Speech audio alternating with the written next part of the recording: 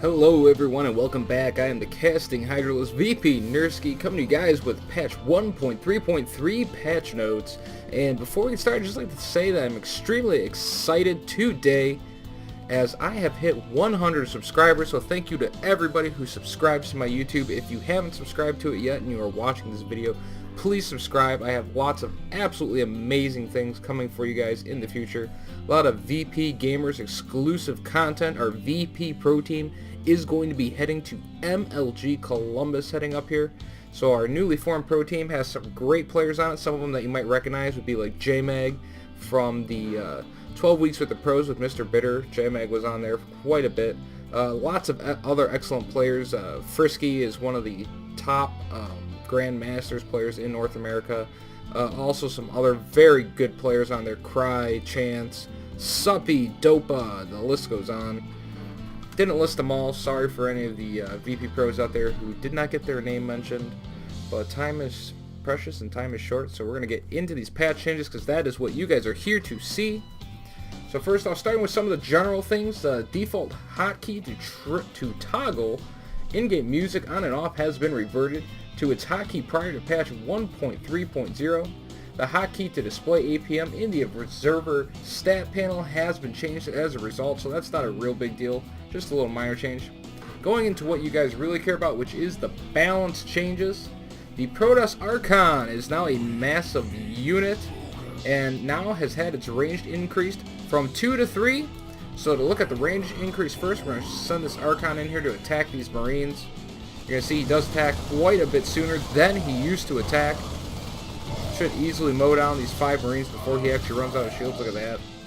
Beast Archon.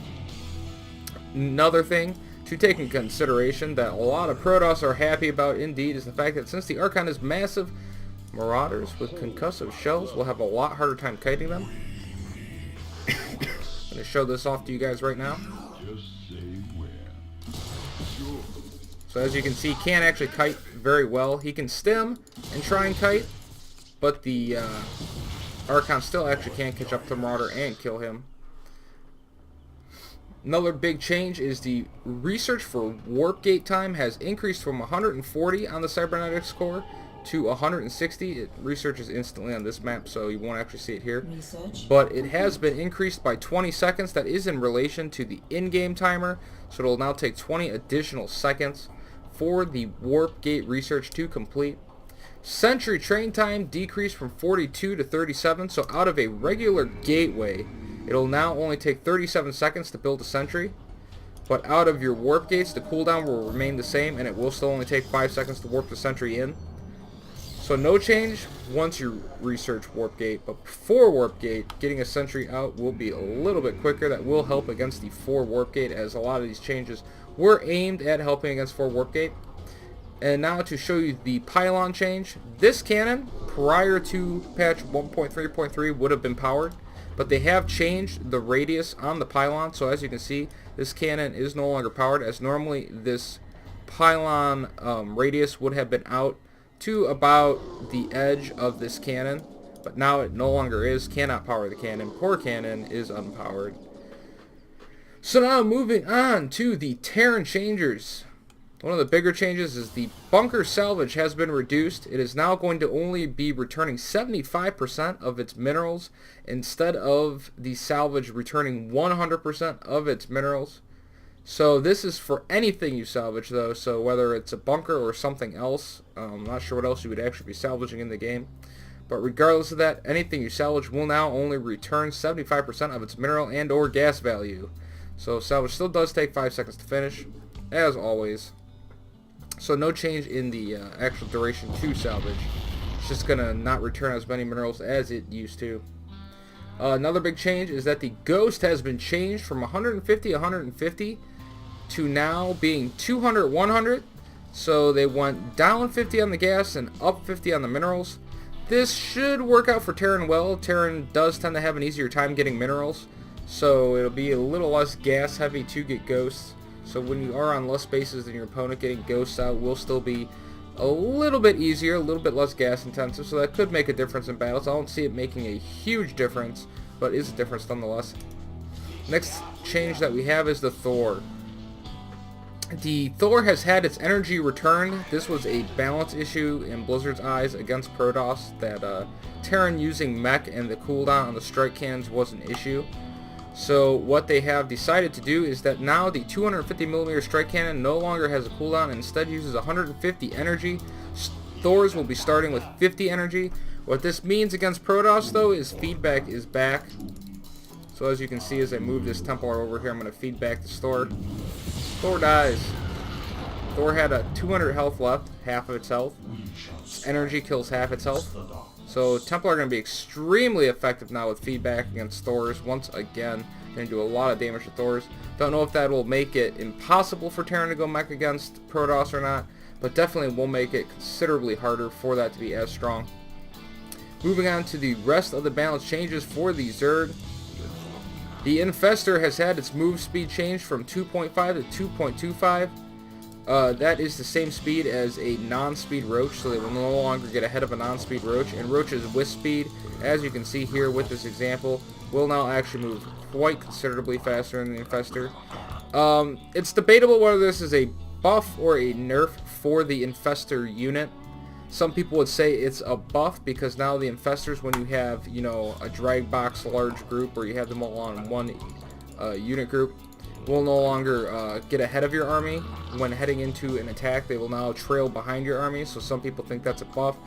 But in the sense that if you're trying to move an Infestor around to defend the base or something like that, it is going to take longer to get there, so in that sense it's a nerf.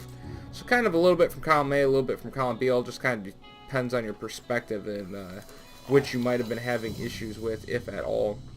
The other change, and kind of a silly minor change to be totally honest, is the root time of the Spore Crawler has been reduced down to 6 seconds. The root time for the Spine Crawler, however, remains unchanged. To exemplify this, I'm going to root the Spine Crawler, I'm going to root the Spore Crawler. You will see that the Spore Crawler will root in about half the time of the Spine Crawler. See, Spine Crawler still going, still going, still going. There he goes. And he is rooted in.